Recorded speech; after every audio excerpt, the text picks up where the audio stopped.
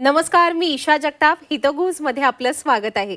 या विशेष कार्यक्रमातून आपण आपलं आरोग्य सुदृढ कसं ठेवायचं याबद्दल तज्ञांकडून सविस्तर मार्गदर्शन मिळवतो, त्यांच्याकडून विविध आजारांविषयी सखोल माहिती जाणून घेतो। आपला आजचा विषय अतिशय महत्त्वाचा आहे। विषय आहे मेंदू आणि मज्जासंस्था, ज्याबद्दल आपल्याला मार्गदर्शन करण्यासाठी कार्यक्रमात सहभागी झाले आहेत सुप्रसिद्ध न्यूरोलॉजिस्ट डॉक्टर विशाल मधुकर सावळे। नमस्कार डॉक्टर, कार्यक्रमात आपलं स्वागत आहे। नमस्कार मॅडम। नमस्कार डॉक्टर विशाल सावळे हे सध्या नाशिकमधील अशोका मेडिकवर हॉस्पिटलमध्ये न्यूरोलॉजी विभागाचे हेड आणि कन्सल्टंट तसंच ॲडव्हान्स स्ट्रोक सेंटरचे डायरेक्टर आहेत। त्यांचा जन्म झाला बुलढाण्यात आणि सुरुवातीचं शिक्षणही झालं बुलढाण्यात। शालेय जीवनापासूनच ते अभ्यासू होते, हुशार होते।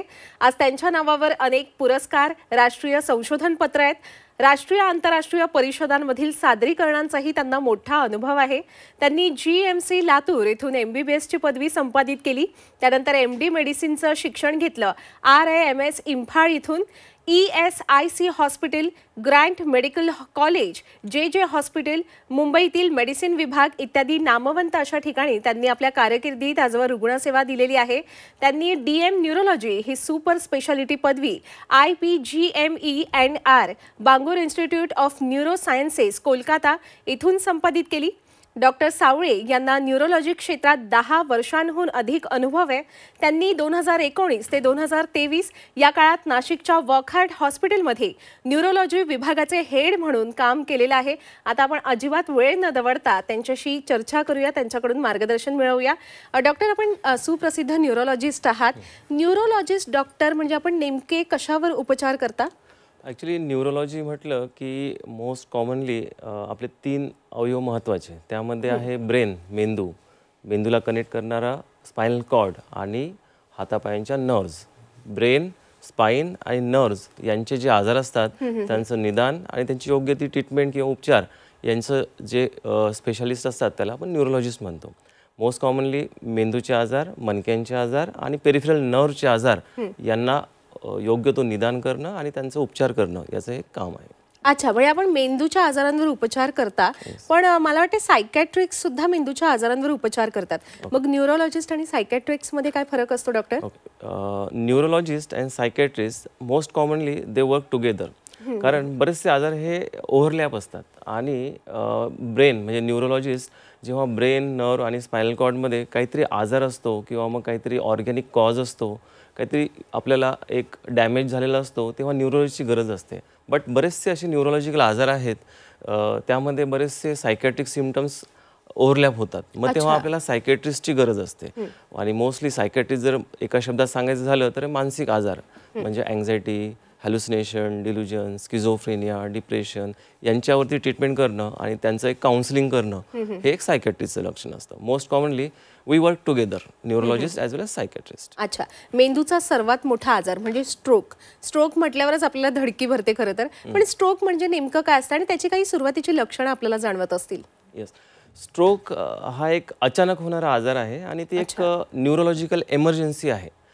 त्यामध्ये वेळ न दवडता आपल्याकडे एक म्हण आहे न्यूरोलॉजीमध्ये, बी फास्ट अँड ॲक्ट फास्ट। हे जे बी फास्ट एक सूत्र आहे ते एक स्ट्रोकची लक्षणं ओळखण्याचं एक सूत्र आहे।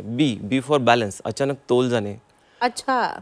ई अचानक आयसाईट जाणे किंवा ब्लरिंग ऑफ विजन होणे, डबल विजन होणे, अंधारी येणे डोळ्यासमोर। एफ म्हणजे फेसचा वाकडेपणा, फेशियल डेव्हिएशन होणं। ए म्हणजे आर्म, हात आणि पायांचं विकनेस किंवा पॅरालिसिस होणं। आणि एस म्हणजे स्पीच, स्लरिंग ऑफ स्पीच किंवा मग बोबडी होणं। हे जे 5 सिम्पटम्स आहेत त्यासोबत शेवटचा एक टी, बी फास्टचा टी हा जो आहे सर्वात महत्त्वाचा आहे।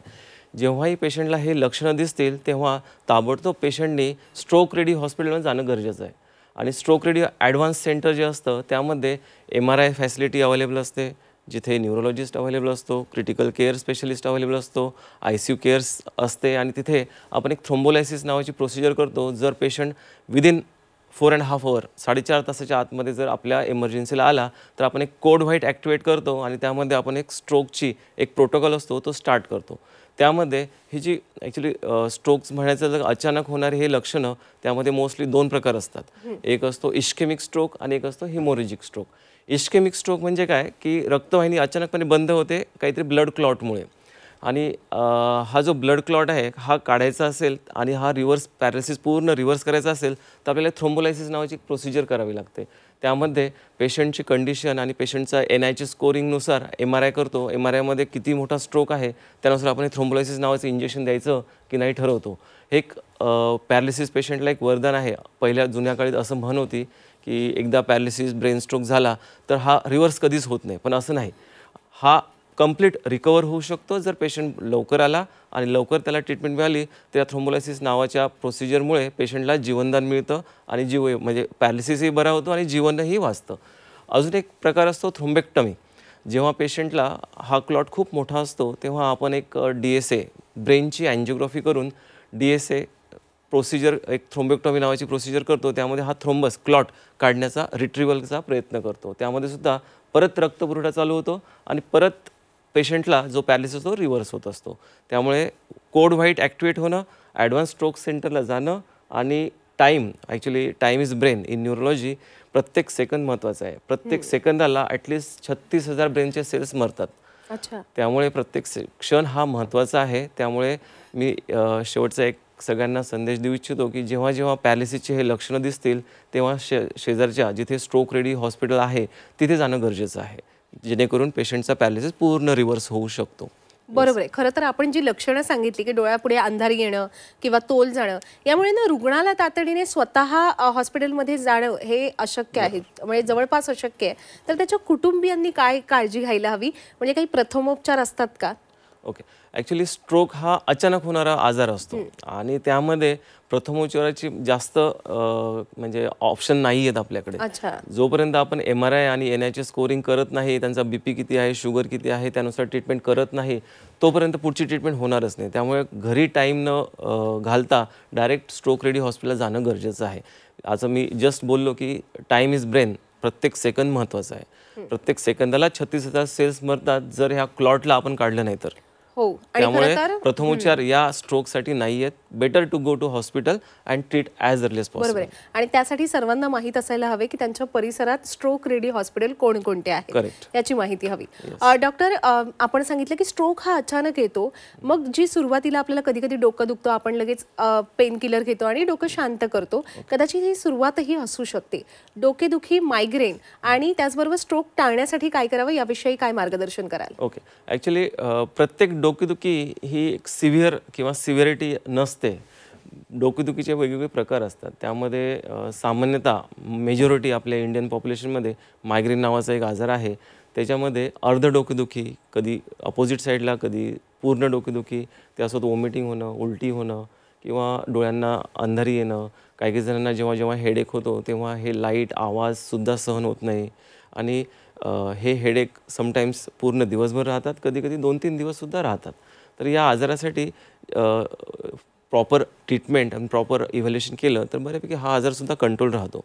पण या हेडेकसोबत जर काही रेड फ्लॅग साईन्स असतील, रेड सिग्नल्स असतील, डेंजरस साईन्स असतील, त्यामध्ये सगळ्यात महत्त्वाचं कंटिन्युअसली रिकरंट वॉमिटिंग, डोळ्यांसमोर अंधारी येणं, डोळ्यांना न दिसणं किंवा एखाद्या वेळेस हाताला पायाला एका साईडला मुंग्या किंवा पॅलेससारखी लक्षणं जाणवणं, झटका, फिट्स येणं किंवा पेशंट अनकॉन्शियस होणं, अशी लक्षणं असतील तर त्वरित आपल्याला त्याचं इव्हॅल्युएशन करणं गरजेचं आहे. MRI स्कॅन करणं गरजेचं आहे.